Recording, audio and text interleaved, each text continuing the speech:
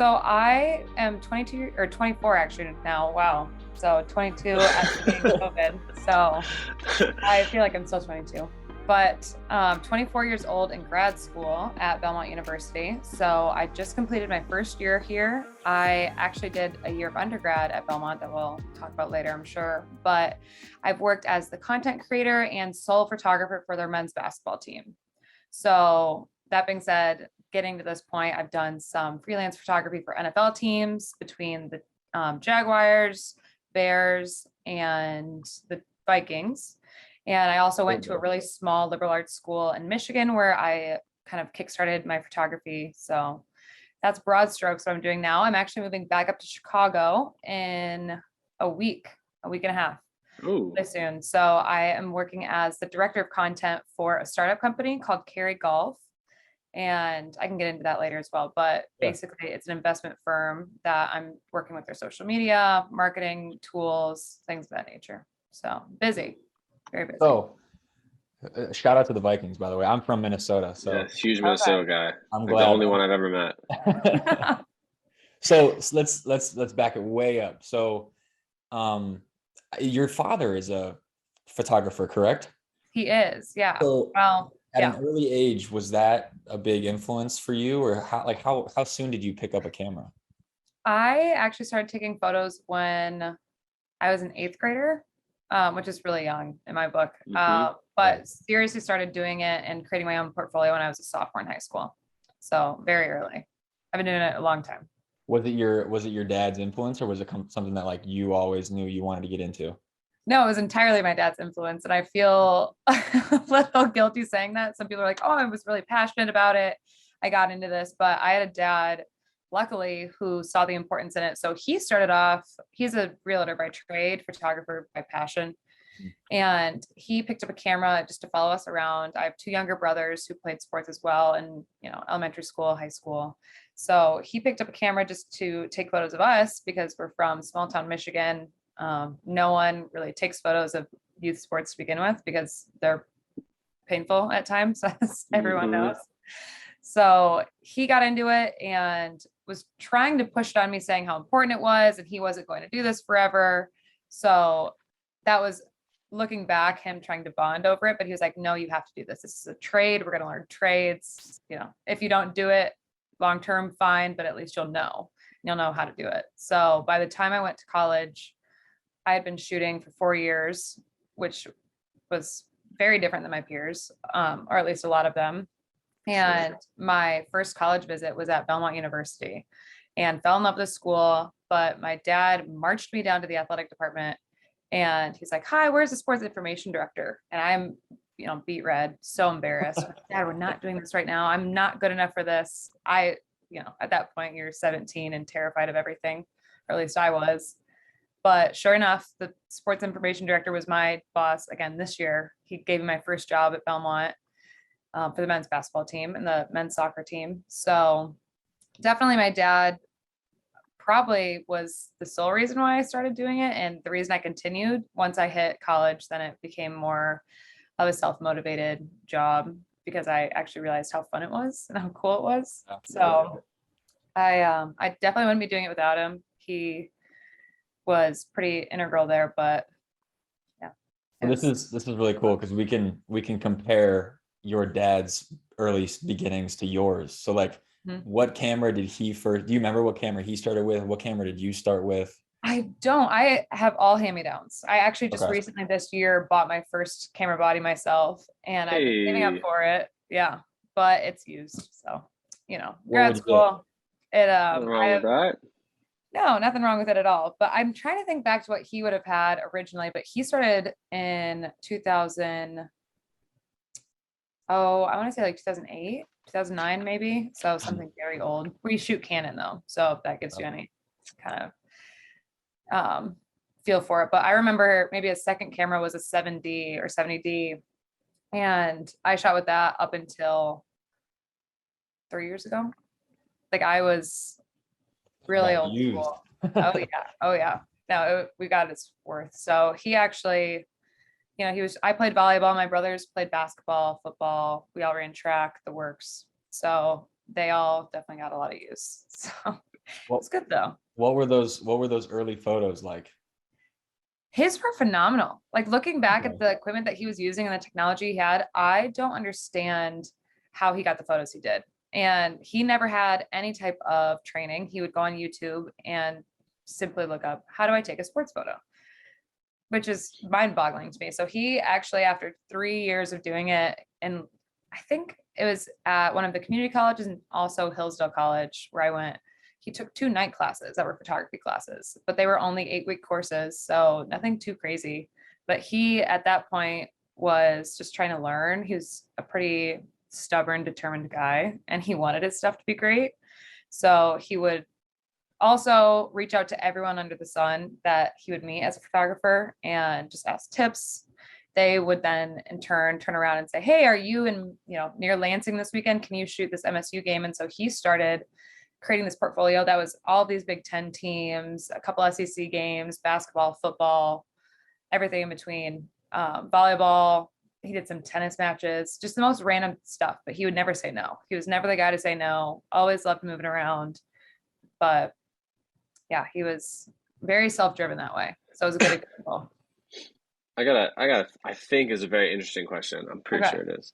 So a lot of the content people we talk to, like, pick up a camera much later in life, or maybe not much later, but like high school, college, maybe even after college.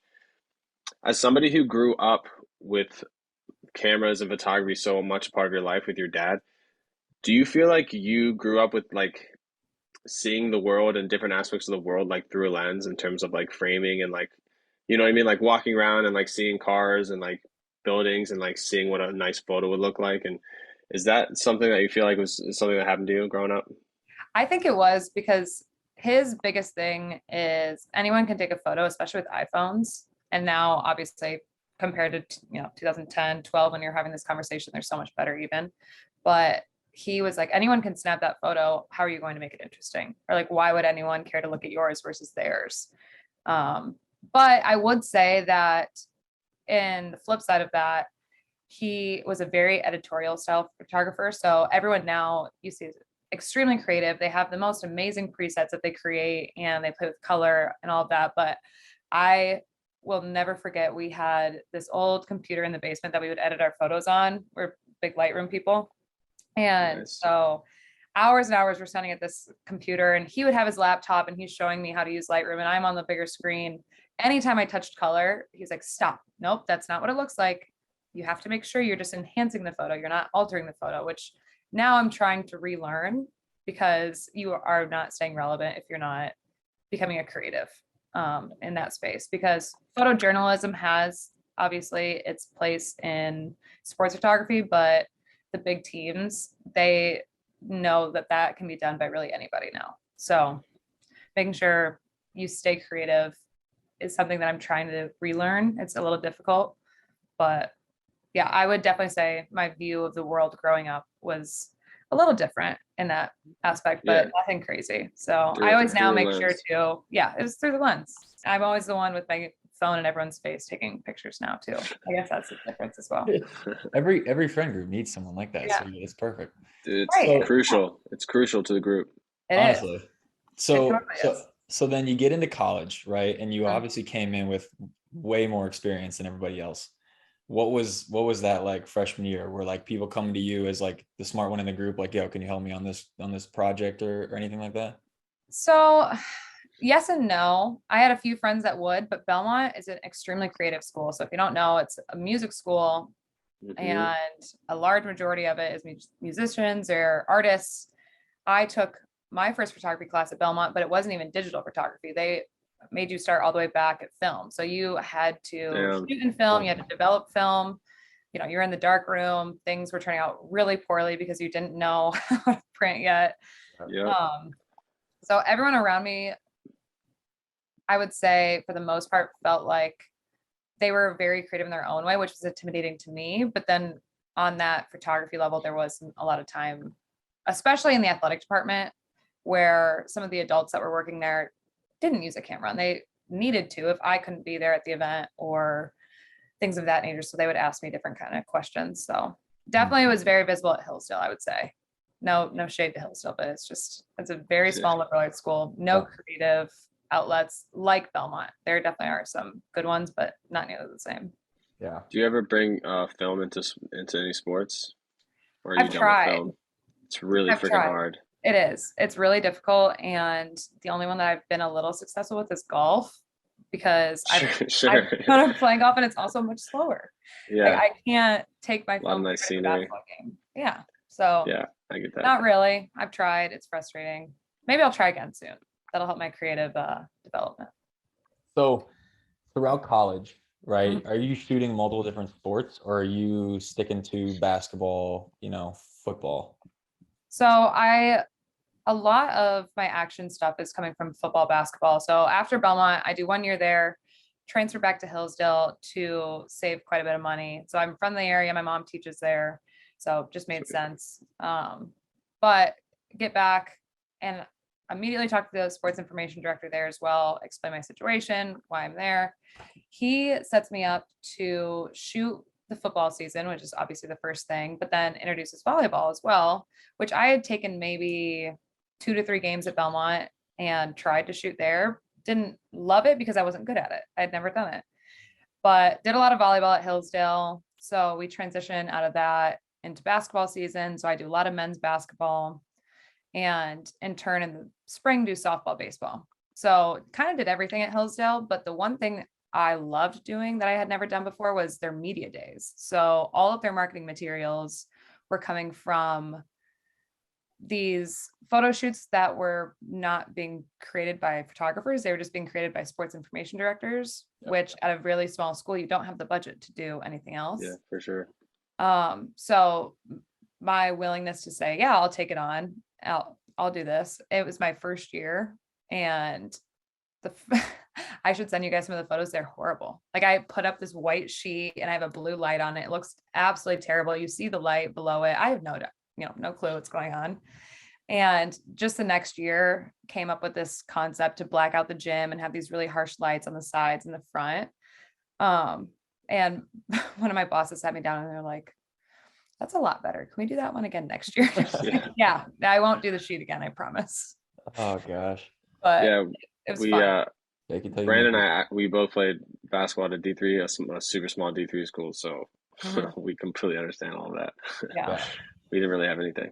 Media days, Mac. Do you even have media days when you were there? Dude, we did like photo shoots for like the schedules and stuff, but like we didn't have. I don't even think Marymount owned a light to take pictures with at that time. I also didn't either. They upgraded by the time I got there, because like they would bring. It's good now. They do stuff now, but whatever. Yeah, it seems like everybody's kind of figuring out that that's social media is the way, and putting more emphasis on stuff like that. So it's good. It's necessary. Like even the smaller programs are seeing it's a recruiting tool. That's the biggest thing I've learned at this job. With Belmont, the last year, we had a huge conversation about it before I came in, because at a mid-major school, you have to compete because these, high school players are getting recruited by maybe some of the bigger schools. So what's different and better about Belmont?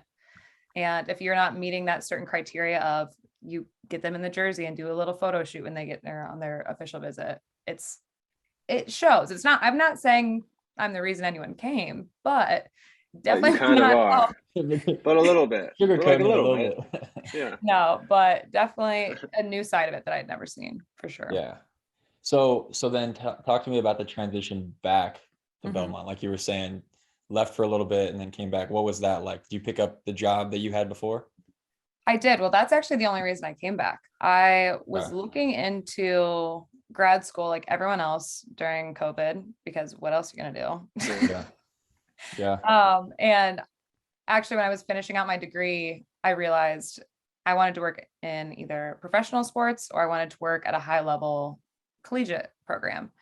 And I was told for the first time in all of my college career, well, you probably need a master's for that. Otherwise, they're not going to look at you. And I was like, okay, well, I hate going to school. Are you sure? And they're like, yeah, pretty much. So that's why I started looking at schools. Belmont came up, first thing on my mind, because I truly loved it, loved the athletic department.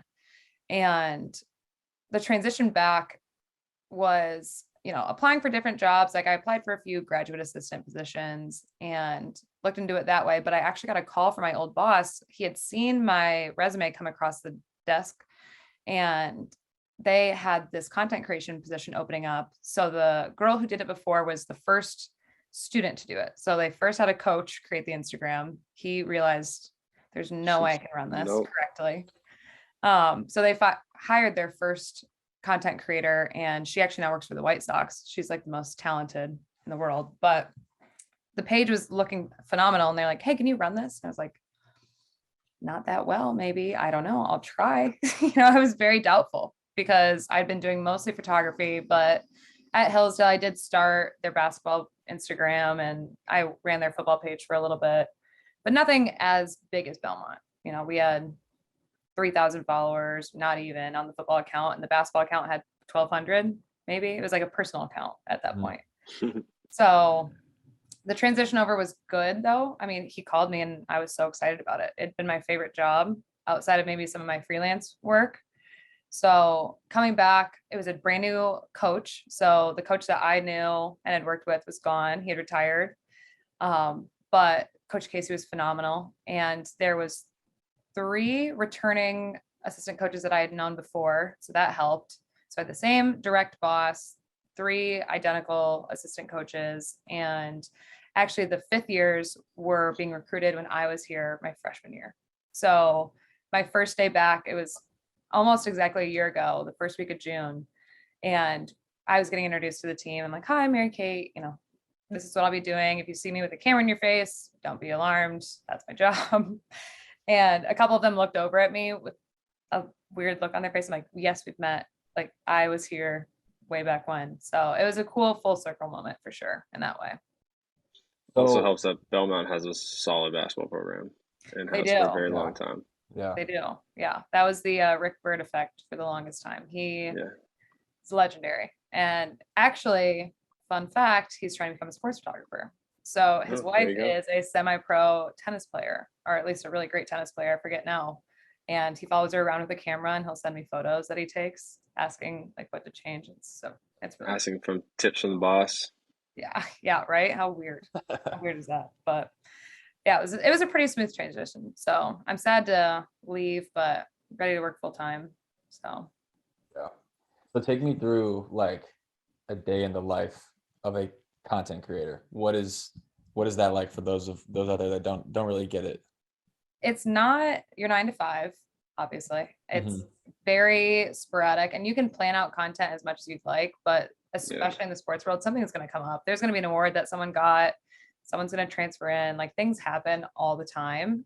So a content creator in the basketball world, probably a game day would be the most efficient to run through. So you wake up, you have your pre-created game day post, you throw that up on the story, try to get to shoot around, get some photos there, get some video as well. I was just using iPhone video this year because we also had a great video team that would do in-game. So getting to shoot around, kind of coming back, maybe posting a few different things, going to the game, just about, hour early, maybe a little more, shoot around, and then warm-ups, posting. We really emphasized doing a starting 5 graphic beforehand. So making sure everything was pre-made was very helpful because otherwise you're going to be scrambling. And the one thing that I learned from the girl before me was don't try to recreate the wheel every single game. People want consistency and they expect it. Get creative with the less structured parts of the job. So if there's big awards that come out, you can make a really cool graphic for that, but try to stay consistent because branding is also a huge thing. We talk about that all the time in our meetings. So day in the life is hectic. Like I would work for 2 hours in the morning and then 4 hours in the afternoon and then 6 hours at night. So it's kind of all over the place, but keeps you on your toes. And I would definitely prefer that over sitting in a cubicle. No shade to anyone that does, but I can't. Respect. Yeah. So. Yeah. All right. Go for it, Mike. Go ahead. I want to talk about the NFL, but if you got something else, go ahead. I was gonna say let's get to that because I'm very curious about that too. So how did that even happen? How did you get approached? Did you get approached by them or did you go to them? No, so I'm trying to remember exactly what summer it was. I believe it was my sophomore into junior year in college. So I'd been at Hillsdale for a year, did my work there, wanted an internship, not in Hillsdale. So I was, raised in Hillsdale, went to Hillsdale now. My mom was a professor. My entire family lived there, like my entire extended family, cousins, grandparents, everything. So I'm like, okay, let's leave for a minute. But cold called, and when I say cold call, I'm cold emailing every NFL team in the Midwest. So I've Nice. got family all around, and I can probably figure out housing wherever it is. Who knows? Probably wouldn't be able to afford to go to Miami or Denver, but maybe if I just reach around here, I send, I don't know, 70 emails to people, and I'm just asking for informational interviews. All I'm asking is saying, hey, I'm MaryKate, I'm a student. And I very much preface, I'm not looking for a job, which was kind of a lie, but I'm not looking for an immediate job that's full time. Foot in the door. Yeah. Yeah. I just want to get to know them, chat a little bit. Good strategy. Yeah. So send those out. I get 3 emails back, which is more than I honestly expected. I figured Not no bad. one cares. Yeah. But one of which Uh-oh. I thought it was I think you cut out. I think it's breaking up a little bit. Can you hear us? Can you guys still hear me? Yeah. We can hear you. You just froze. There you go. Can you hear me now? Okay. Yep. But yeah, Restart. Jacob Funk. Restart. He was one of the 3 that responded to my email, and we talked. We had a good phone conversation. Can you back it up? Who is this guy? Yeah. So sorry, Jacob Funk. He was one of the ones that responded back. He is the head photographer for the Bears. Okay. So he got back with me. He was a first year team photographer himself, going into a second season, and had worked with the Chiefs for his seasonal photography position. So knew what it was all about, knew the importance of just talking, networking. And we had a great phone conversation. He was like, we don't do a summer internship though. I'm sorry. If I have anything that comes up, I'll keep you in mind. And I said, that's great. I would love that a lot. Stay in touch with him, send him an email like every 2 months. And I get a phone call from him in October, like the very end of October. And he says, hey, you live in Detroit, right? I remember you're from Michigan. I'm 2.5 hours from Detroit, like not even close, really. I was like, yeah, I live in Detroit. What's up? What's going on? And their secondary photographer fell through for their Thanksgiving game. So they played the Lions, or they had. And he was like, I just need somebody to be my secondary. If you don't want to, that's okay. I understand if you want to spend it with your family. I was like, oh no, like I'll be there. I have no plans. Don't worry about it. I'm good. Exactly. Yeah. My grandma wasn't pleased, but she was about the only one. Now she's supportive, so that's good. She couldn't understand why people wanted to work on Thanksgiving, but it was otherwise very well received from me as well. So I show up to the game, we do it. He's like, again, sorry, we don't have anything in the summer, this summer either, but stay in touch and we'll see if something comes up. The following spring, I work their Bears Care Gala, which is their nonprofit that they do. And it's all the bigwigs in Chicago are invited, a bunch of very wealthy people that want to just donate money to the Bears because they either care or otherwise. I don't know. Yep. But I go, and I'm not a Bears fan. I'm actually not an NFL fan. I don't have a team. Lions were the closest thing, and they are bad. They're not, it's not that they were, good at any point. So shout out to Matt Stafford. Yeah. Well, gone but never forgotten. Everyone was so excited in Michigan this year. It was like Michigan Super Bowl when he was doing that well, but I digress. The Bears Care Gala, I show up and I'm the secondary photographer for that as well. So he asked if I would be able to come over to Chicago. At this point, I'm very young, very hungry.